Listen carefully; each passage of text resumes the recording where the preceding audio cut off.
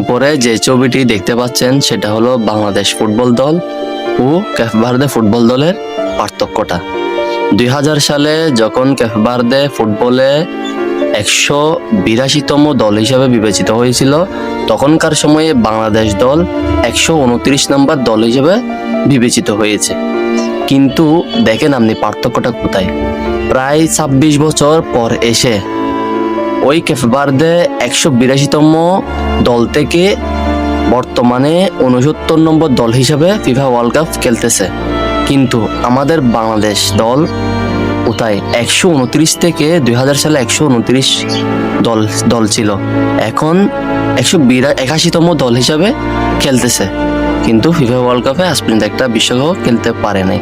এখন কথা হচ্ছে আমাদের দল বাংলাদেশ ফুটবল দল কেন এত পিছিয়ে? কারণটা হচ্ছে কি, সহজ কথা হচ্ছে কি, সিন্ডিকেট।